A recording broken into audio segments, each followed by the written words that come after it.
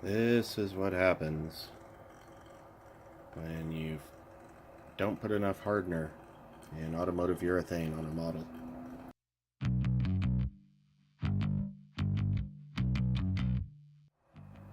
There we go. Sanded it down. Just put another coat of primer on there. And then start all over. I went ahead and scuffed up the rest of the bug. I'm not going to redo the hood and the hatch yet. Deck lid. Shouldn't have to, but we'll see. If I can't get them to match, then I'll go redo it all again. But as is, this is what we got.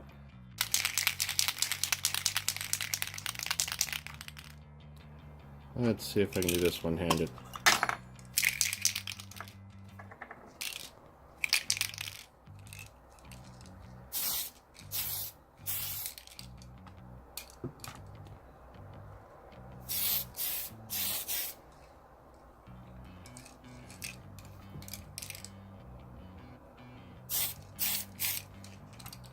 Just doing a really light coat. I'll wait a few minutes and do another one. I'm going to put probably 3. 2 dusting coats and then one a little heavier. That should get me back to a nice solid baseline. One thing I'm kind of bummed about is all these fine details. Let me see, I can't see what I'm seeing. There we go. Like that, and the panel lines. Because of the amount of paint that the 3-stage urethane tape uses, and you know, it leaves a automotive paint's pretty thick. Even no matter how much I thin it, it's still going to go on pretty darn thick. And I've got so many coats, I'm going to start losing detail. I'm really worried about that. I hope not, but we'll see.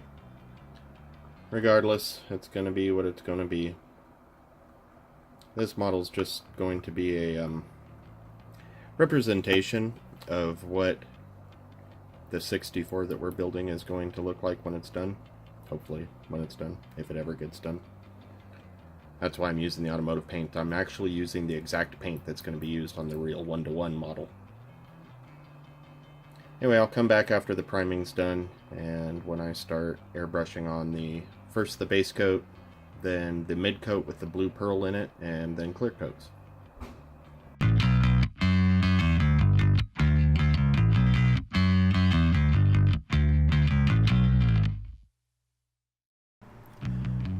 So I ended up muting this just because the compressor kept kicking on, and the Canon video camera I've been using just seems to pick up every little noise. So the LED light that's right over my workbench here has a built-in fan. Now it's a cheap Chinese thing, but it's nice and bright.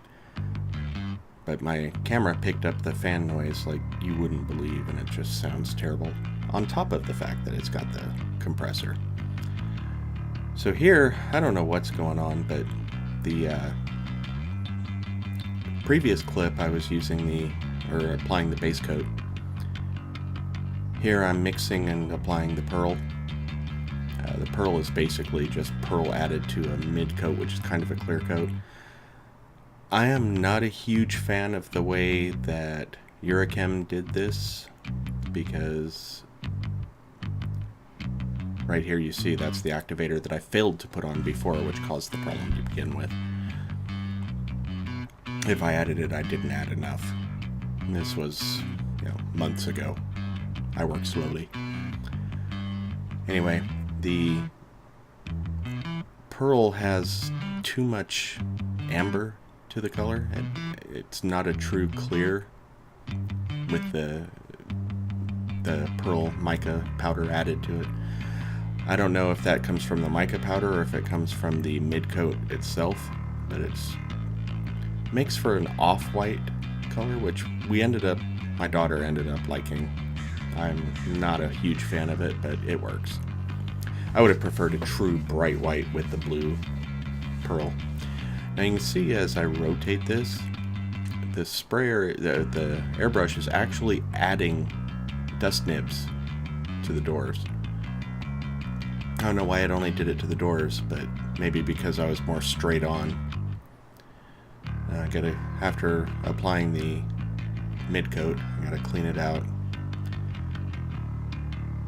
There we go. I'm using 0 VOC reducer.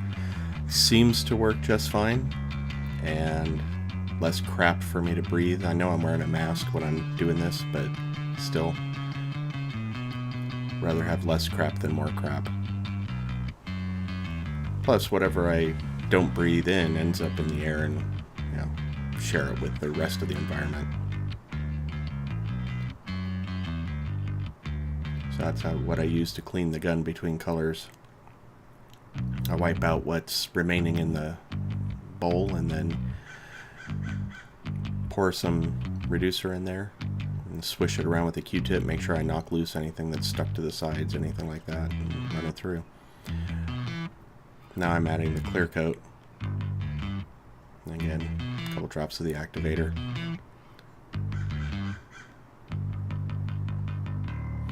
The 3-stage paints I had actually mixed months ago when I did this. I thinned them to airbrush consistency.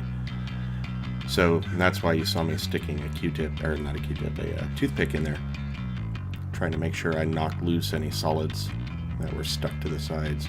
I'm wondering if those solids are what I found being stuck to the doors. Yeah, no, I didn't notice it until I watched this video. I went, ah. But I was able to polish it out, and you'll see at the end. So it worked out. So you can see the pearl came on pretty strong. Like it.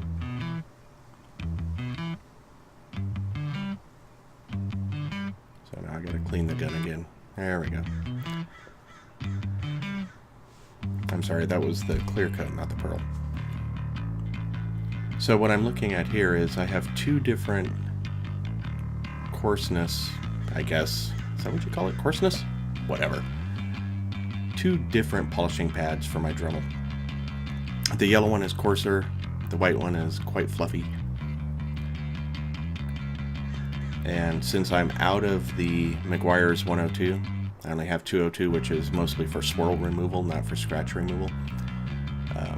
Or 205. There's the wax I'm going to use because I'm out of straight carnauba. What you didn't get to see was me sanding the... No, I didn't use that for the sanding. You didn't get to see me sanding the car, the body. I sanded all the panels to knock down the orange peel. And you'll see how sanded they are when I bring it back.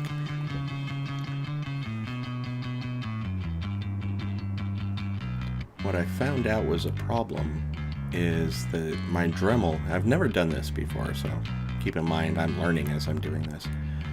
What I found out was that my Dremel doesn't go below 5,000 RPM, and that is way too high for what I'm using it for here.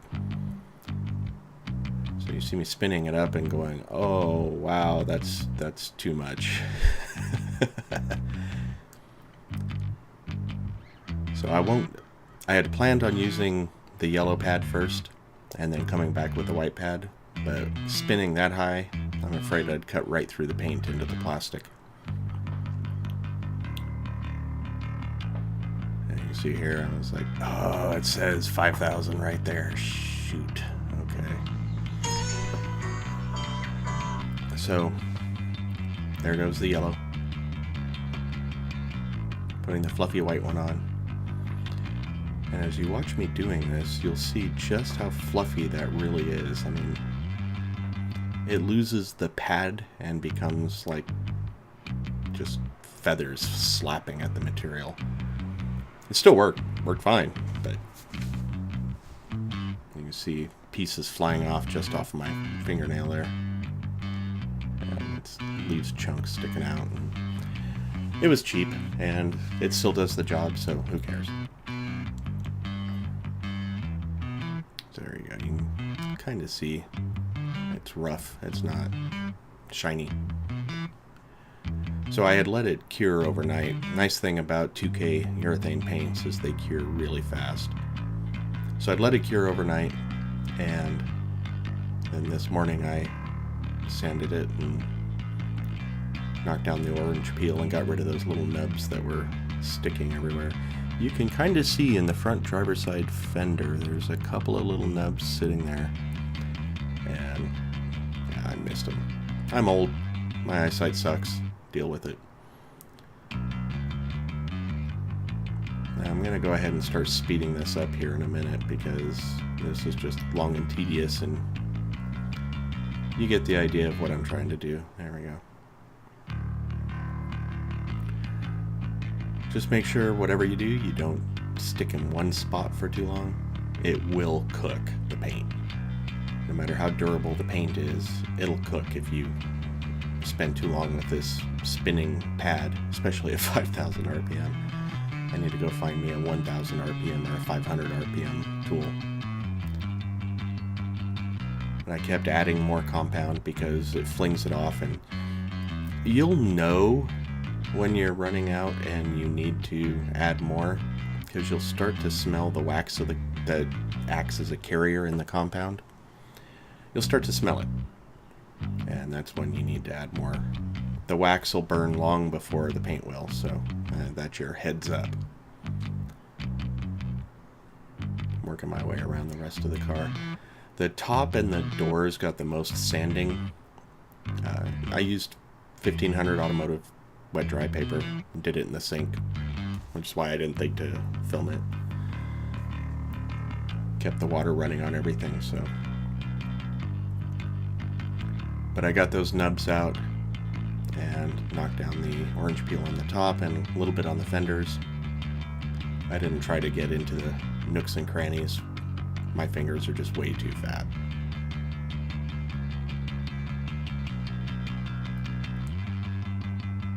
So now as I'm getting to the end of this job, I'm starting to see that buffer really is just too worn out to use. And you see it looks like a troll doll. Now here was the problem that I ran into. So I didn't use enough hardener, or any hardener, I don't remember. And that counts for the rear deck lid that I have on my hand right now and the hood. What I didn't think about was the fact that those might not have ever fully hardened. So the issue I'm running into here is, number one, that pad's worn. I should have just grabbed another one. But number two is the paint is still pretty soft. So it didn't really want to polish up. So it took me way more time to do that deck lid than I spent on the whole car, the rest of the body. I did end up getting a nice shine to it, but still, I should have gone ahead and repainted the deck lid and the hood as well.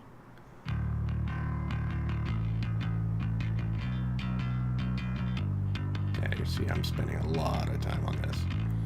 One thing you want to do with any kind of rotary tool when you're doing something like this is pay attention to the direction it rotates in, and make sure if you get near the edge of a piece, it's not spinning so that it grabs it. Instead, you want it to spin so it spins off the edge instead of into the edge. Me running it this fast didn't show you the couple of times that I had catches and scared myself to death.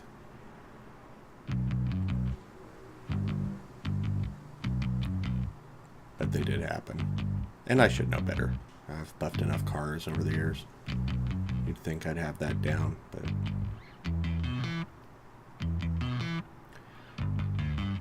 so the nice thing about doing this is you get rid of all that orange peel, and the orange peel in a model, most people wouldn't even notice it.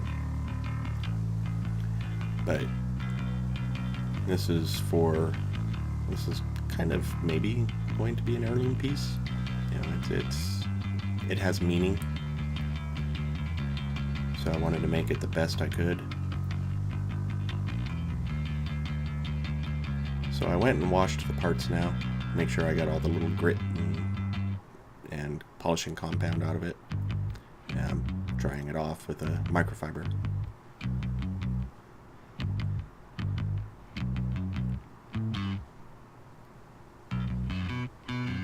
That looks pretty nice. It's really hard to tell looking down with the light coming straight down like it does. There we go, there's the carnauba wax.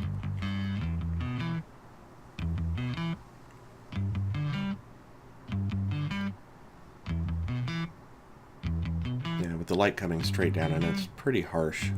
You know, it's just a pretty high-powered LED bulb. It's hard to see, but so all I'm doing is just gently rubbing it into the paint. Small circles, just like you would a car.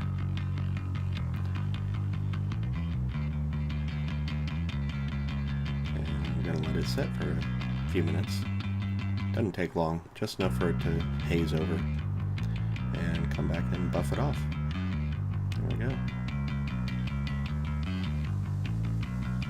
Another clean microfiber towel for the buffing. Making sure I get all the wax out of any, little crevices.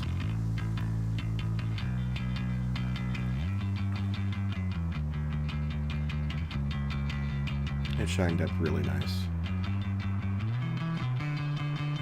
Definitely worth the effort.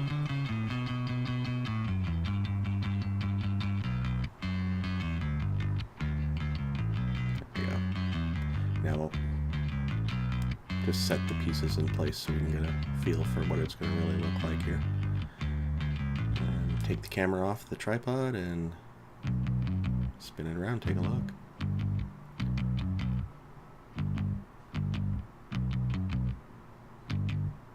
It's really hard to see on the top, but look at the doors. They pick up the reflection of the items around them. That's beautiful. Hope I can do as good a job on the real thing, on the one-to-one model, as I did on here.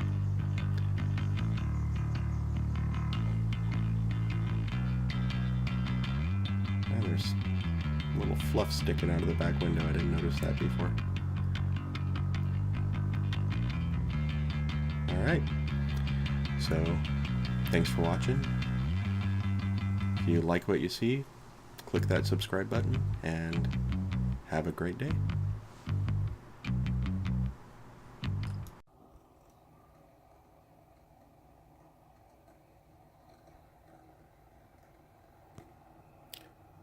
Note to self: don't use this shit.